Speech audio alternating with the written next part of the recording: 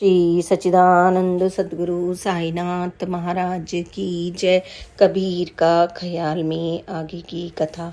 यह जानकारी भी हृदय स्पर्शी है कि कबीर और बाबा दोनों भक्ति मार्ग के प्रेमी हैं और दोनों के यहाँ भक्ति इतनी सहज सरल है कि हर एक के लिए सुलभ है।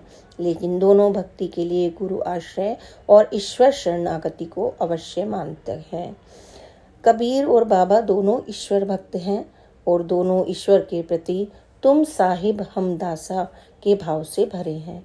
जहाँ बाबा स्वयं को ईश्वर का बंदा और उसका गुलाम कहते हैं, वहीं कबीर भी भक्ति रस में डूबकर स्वयं को राम का आज्ञाकारी और निष्ठावान कुत्ता तक कह देते हैं। कबीर के यहाँ भक्ति सहज समाधि का ऐसा रूप है जहाँ न आँख मूंदने की जरूरत है न कान रुदने की। वहाँ तो चलना फिरना ही परिक्रमा है, कामकाज ही सेवा है, शयन ही दंडवत है, बोलना ही नाम जाप है और खाना पीना ही सेवा है। साधो सहज समाधि भली। वहीं बाबा के यहाँ भी भक्ति इतनी सहज सरल है कि श्रद्धा और सबूरी मात्र से पाई जा सकती है। बाबा के यहाँ भक्ति ना तो व्रत उपवास चाहिए, ना आसन ध्यान, ना मंत्रोपदेश और ना ही शास्त्र अध्ययन।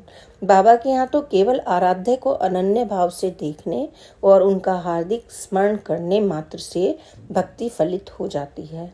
कई बार यह जानने की अभिलाषा होती है कि संत महापुरुषों की लोक यात्रा कैसे सबसे अलग और विशिष्ट बनती है और वे स्वार्थी कहे जाने वाले संसार में कैसे निर्वाहन करते हैं। क्या संसार उनके साथ हमेशा अनुकूल व्यवहार करता है? क्या संसार कभी संत के हृदय में झांक पाता है और उनकी खुशी और वेदना को समझ पाता है? इन प्रश्नों का उत्तर ढूंढते हुए भी मुझे बाबा और कबीर में आश्चर्यजनक समानताएं दिखाई दी। लगता है दोनों ने एक ही कुएं का जल पिया है और एक ही पथ पर चलते हुए संसार की यात्रा पूरी की है। बाबा यहाँ भी कबीर का अनुकरण करते हुए ही दिखते हैं। क्या सहयोग है कि बाबा और कबीर दोनों के जन्म के बारे में लोक में कई कई किंवदंतियां प्रचलित है। दोनों को अयोनिज और माना जाता है, अयोनिज भी माना जाता है। यह भी सत्य है कि दोनों संसार में रहे लेकिन संसारी नहीं बने और माया के प्रभाव से सर्वथा मुक्त ही रहे। दोनों को गुरु चरणों में ही आत्मज्ञान मिला और दोनों कभी ना कभी संसार की निष्ठुरता का शिकार भी हुए। देह त्याग के बाद भी संसार में दोनों संत महापुरुषों के साथ भेद नहीं किया और उनके पार्थिव शेष के साथ एक ही तरह का व्यवहार कर अपना हिसाब पूरा किया। यानी अलग अलग कालखंडों में रहते हुए भी दोनों संत महापुरुष लगभग एक सा चरित्र ही जीते रहे और एक सा संसार ही देखते रहे। दोनों में अंतर था तो सिर्फ इतना कि कबीर कवि के रूप में जिए और धर्म गुरु के रूप में अमर हुए और बाबा फकीर के रूप में जिए और आराध्य देव के रूप में अमर हुए। एक कवि के जीवन में साईं की और साईं के जीवन में कवि की उपस्थिति हमेशा बनी रही।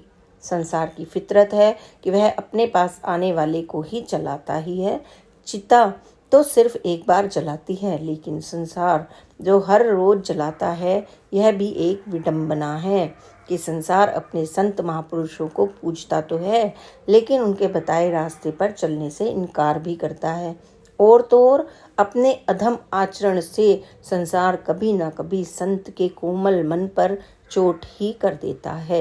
यदि यह चोट उम्र के अंतिम पड़ाव पर मिले तो संत मन पर क्या बीतती होगी, इसकी कल्पना से ही मन सिहर उठता है। यहाँ भी मुझे कबीर और बाबा एक ही घाट पर खड़े एक दूसरे की वेदना को सहलाते हुए दिखाई देते हैं। संभवतः अंतिम दिनों में ही कबीर को संसार के बोराने की पीड़ादायक सच्चाई का पता चला था और उन्हें गहरी वेदना के साथ कहना पड़ा था कि यहाँ कोई उनके अनुभूत सत्य को सुनना नहीं चाहता।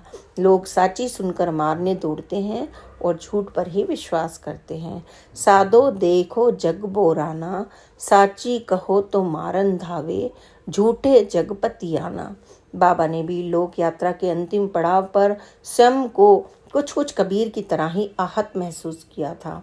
उन्हें भी संसार की अंतहीन कामना, वासना और चिर अतृप्ति से पीड़ा होने लगी थी। एक बार बाबा ने अपने हृदय के अनुपात को व्यक्त करते हुए कहा था, आजकल लोग मुझे बहुत परेशान करते हैं किसी को धन, किसी को पुत्र, किसी को स्त्री चाहिए, लेकिन मेरे पास जो है उसे कोई लेना नहीं चाहता।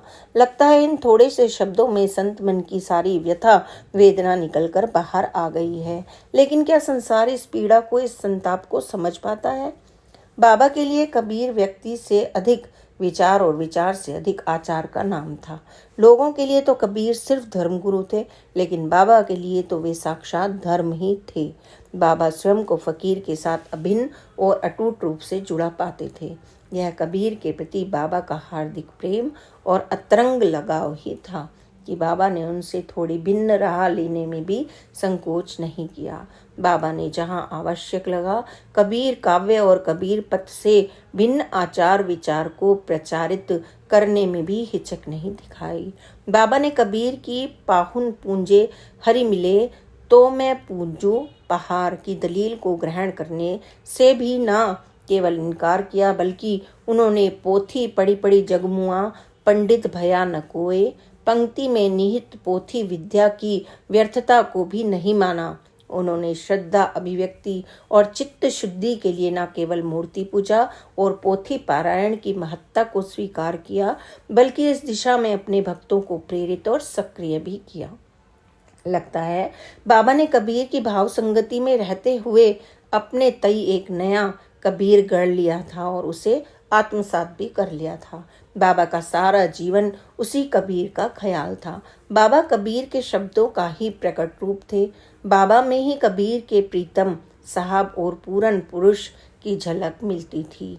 बकोल कबीर साईं बिन दर्द करेजे हुए, दिन नहीं चैन रात नहीं निंदिया, कासे कहु दुख होए, आधी रतिया पिछले पहरवा, साईं बिना तरस रही सोए, कहत कबीर सुनो भाई प्यारे, साईं मिले सुख होए।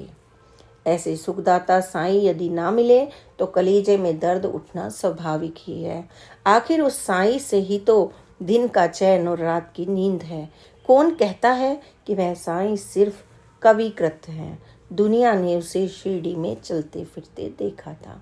श्री सच्चिदानंद सतगुरु साईनाथ महाराज की जय। आज ये पुस्तक संपूर्ण होती है।